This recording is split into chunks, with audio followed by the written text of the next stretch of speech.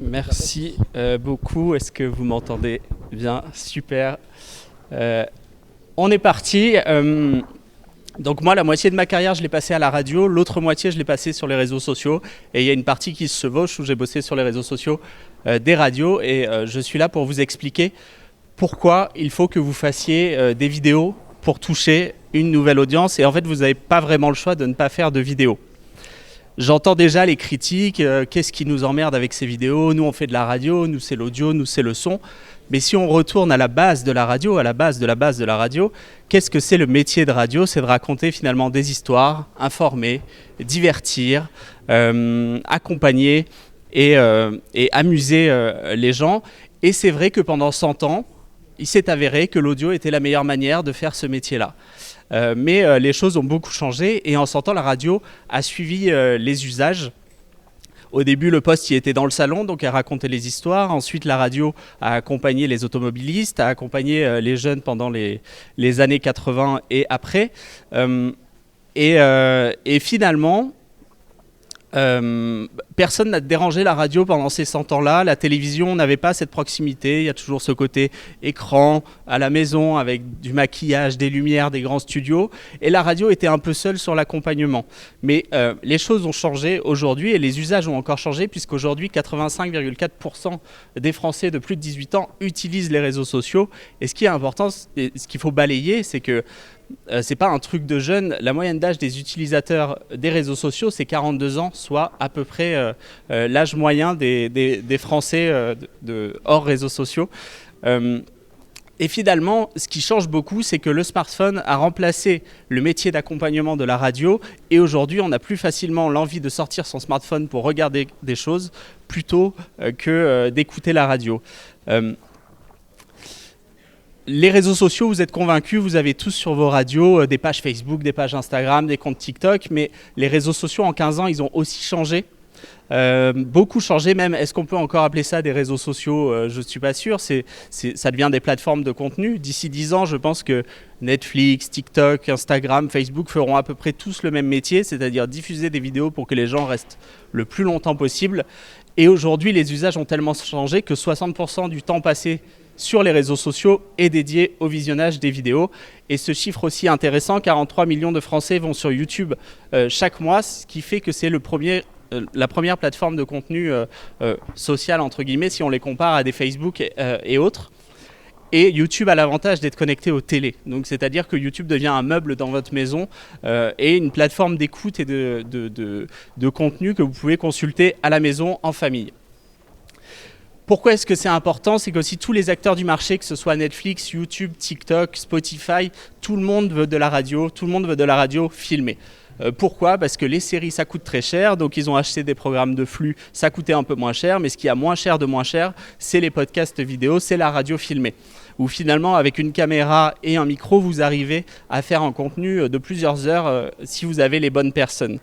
Et la dernière chose qui va vous convaincre de faire de la radio filmée, c'est que l'esthétique de la radio a le vent en poupe, et ça depuis des années, et encore aujourd'hui. Là, vous avez des streamers Domingo, vous avez des youtubeurs, et vous avez les 2 podcasts les plus puissants aux États-Unis. Et vous remarquez qu'il y a une chose en commun, c'est que dans l'imaginaire de ceux qui regardent, ils regardent de la radio puisqu'il y a un micro. Et le micro est présent sur les vignettes tout au long de la vidéo. Donc c'est pour ça que je ne peux que vous conseiller de faire de la vidéo sur vos programmes. Maintenant, comment on fait de la vidéo? Ça marche pour toutes les vidéos, les courtes, les longues, les moyennes, comme vous voulez. Une vidéo, c'est une histoire ou une idée. Si vous avez plusieurs histoires à raconter, il faut faire plusieurs vidéos. Une vidéo, ça doit tenir en une promesse. C'est-à-dire que vous regardez une vidéo, vous devez être capable d'aller voir quelqu'un à côté et lui dire « Ah, au fait, est-ce que tu as vu la vidéo qui dit papa papa ?» Si le papa papa est une phrase logique qui tient en une phrase, alors vous avez une bonne promesse sur la vidéo et elle ne peut que marcher. Une vidéo doit être compréhensible sans contexte, c'est-à-dire que votre vidéo va être consommée comme ça par hasard dans un flux. Donc il ne faut pas que les gens ne comprennent pas d'où ça vient, ne comprennent pas un élément important pour la compréhension de la vidéo. Donc Si je dois savoir qui sont les gens qui parlent, il faut l'indiquer dans la vidéo. Si je dois savoir de quoi ils parlent, il faut l'indiquer dans la vidéo. Ça doit marcher vraiment sans aucun contexte. Et une vidéo, pour finir, est intemporelle. C'est-à-dire que la vidéo, parfois, elle marche 2, 3, 4, 5 mois, 6 mois, 2 ans après la mise en ligne. Donc si vous faites une vidéo à propos d'un événement, pour annoncer un événement, faites-le le plus tôt possible pour lui laisser toutes les chances de vivre et de toucher le maximum de gens. Ce qui est important sur une vidéo, pareil, qu'elle soit longue, qu'elle soit courte, c'est aussi ça qui est important. Il faut capter l'attention dès la première seconde. C'est ça le plus important de la vidéo. Je vous sors une statistique qui vient de mon institut personnel, donc il n'y a aucune fiabilité, mais qui est certainement vraie. 99,9% des chances de succès de la vidéo viennent des premières secondes. Si les premières secondes ne captent pas l'attention, votre vidéo ira à la poubelle et ne sera pas regardée. Ce qui est quand même important... pour vous mettre dans l'ambiance, dites-vous que votre vidéo, elle va arriver après une jolie petite vidéo d'un petit chat qui a la patte un peu tremblante et qui est mignonne et que vous avez regardé jusqu'au bout. Vous allez scroller, vous allez tomber sur votre vidéo et juste après, vous aurez une vidéo, je ne sais pas, de Jordan Bardella qui mange une madeleine ou un truc comme ça. Donc, comprenez que votre vidéo doit sortir du lot pour que les gens restent dessus.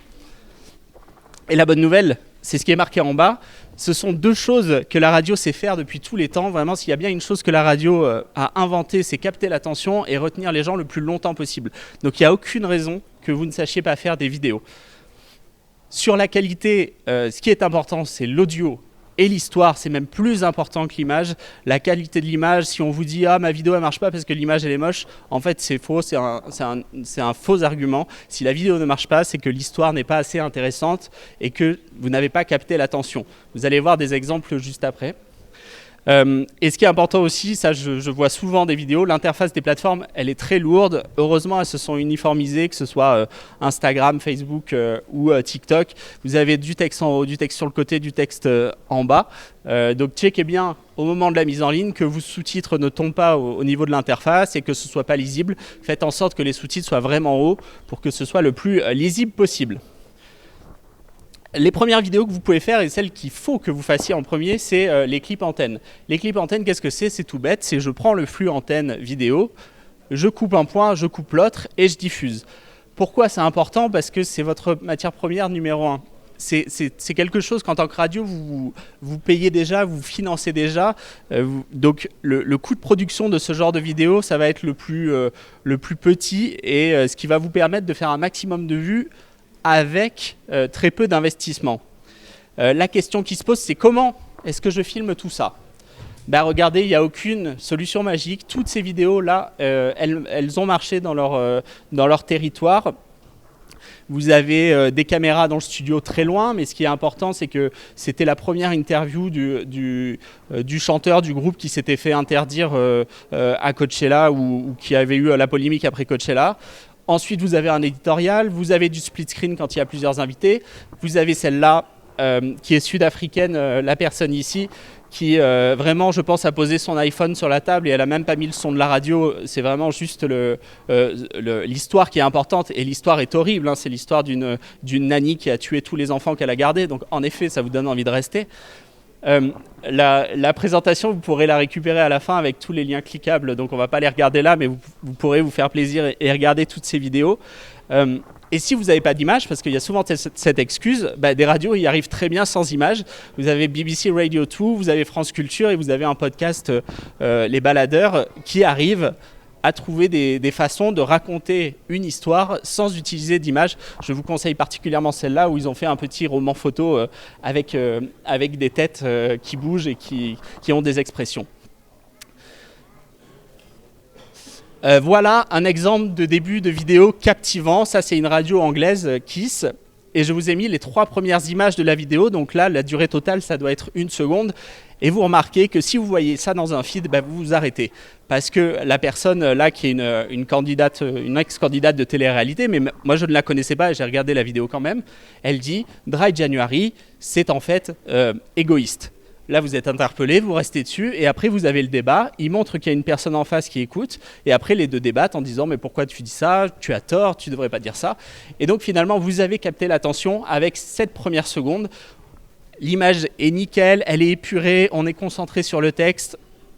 Et donc ça c'est un début de vidéo que je ne peux que vous conseiller, et tout ça sera cliquable si vous téléchargez la présentation.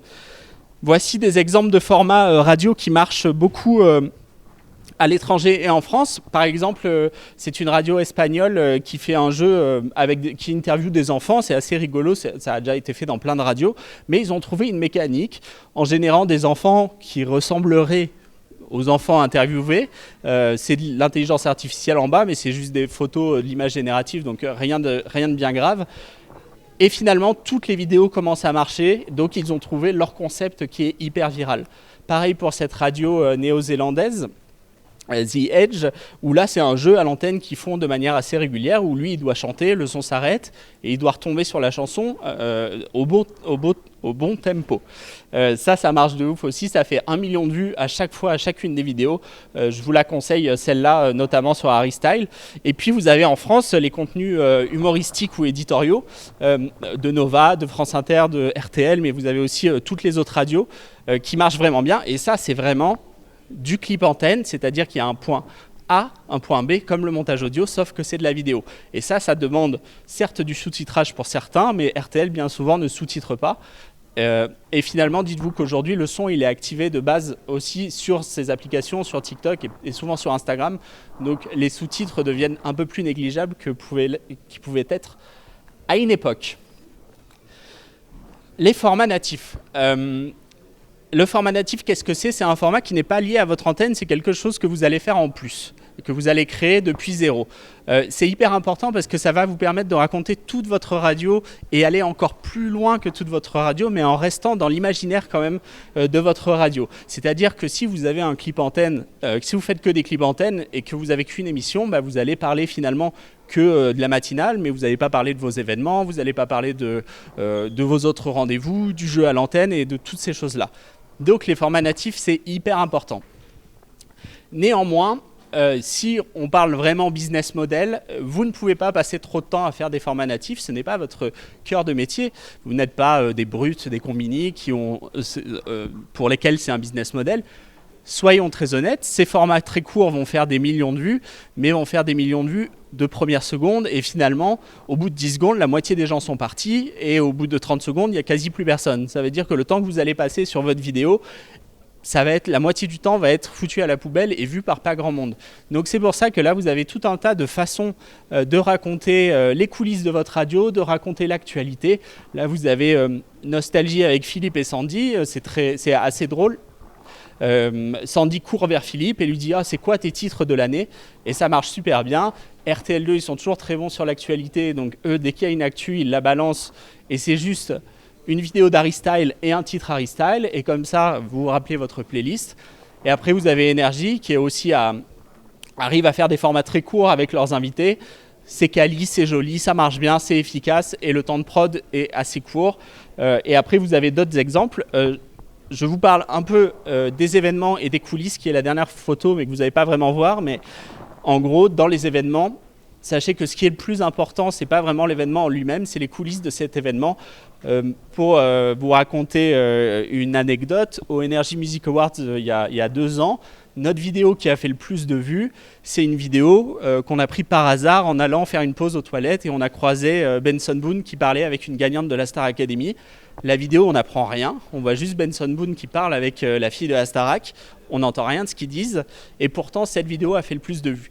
Parce que les vidéos officielles, ce qu'on voit sur scène, en fait, c'est des moments qu'on a tous déjà vus plein de fois, les artistes, on les a tous vus plein de fois, alors que ces rencontres-là, elles sont uniques, vous êtes la petite souris, vous racontez un événement qui est d'une manière un peu différente, vous montrez un contenu qui est authentique, exclusif, qui n'est pas monté, vous sentez que vous jouez avec le danger, que Benson Boone va nous demander de supprimer la vidéo, qui va se retourner, qui va cogner la personne qui a pris la vidéo. Donc tout ça c'est important. Donc sur ces formats courts natifs, donc qui ne vient pas de l'antenne, pensez simple, pensez authentique, pensez rapide à produire. Vous ne pouvez pas passer plusieurs jours à faire des vidéos.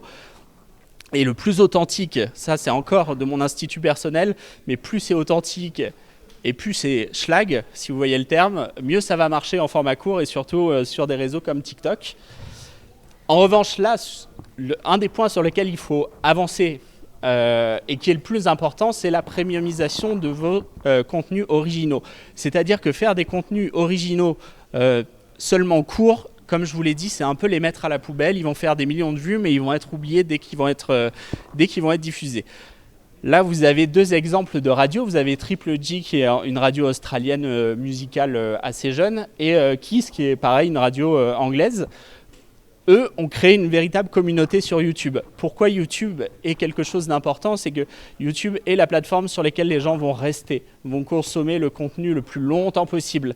Et YouTube est aussi la plateforme qui va mieux vous rémunérer si vous commencez à générer des vues. Donc là, le conseil que je peux vous donner sur la premiumisation, c'est que c'est un travail de faire des vignettes YouTube, c'est un travail de mettre des bons titres sur YouTube. Mais petit à petit, vous pouvez commencer à générer de nouveaux revenus et petit à petit faire grossir cette équipe premium.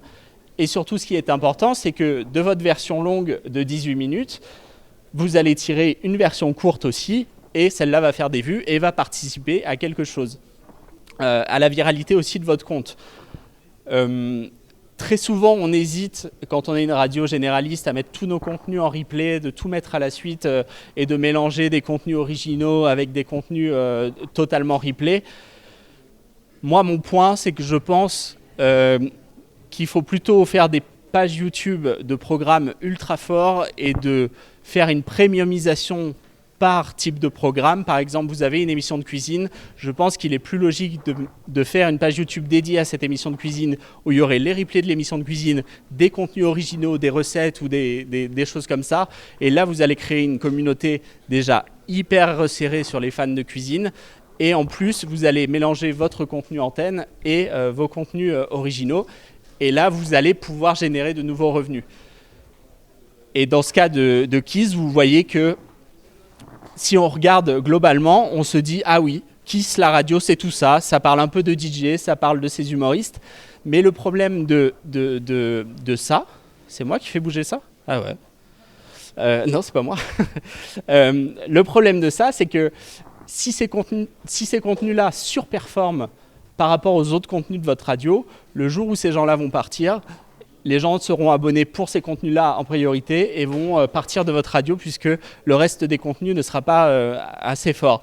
Donc moi, à la place de Kiss, je pense que j'aurais créé un truc Sunday Roast que je monétise moi-même, que je garde pour moi-même et que je gère moi-même. Et après, le jour où ils s'en vont, ça se négocie. Vous voulez votre chaîne YouTube, ça coûte tant, etc., etc. Donc c'est beaucoup plus simple d'être maître de plein de petites pages hyper précises, hyper ciblées, que d'avoir des grosses pages fourre-tout. Mais en tout cas, la premiumisation, c'est un objectif puisque ces contenus-là sont consommés sur les télévisions et peuvent être regardés longtemps. En tout cas, ce que je peux vous conseiller, c'est qu'il faut vous inspirer. Là, vous avez ma newsletter. Chaque semaine, je regarde ce que postent 40 radios européennes, en format court principalement, mais après, je tire vers les formats longs. Et si vous voulez la présentation, elle est là. Il n'y a qu'à scanner ce QR code, mais peut-être qu'il y a une table qui est devant qui va vous gêner. Ça, si vous y arrivez, tant mieux. Je ne sais pas comment remonter cette presse, je ne peux pas. Voilà, merci.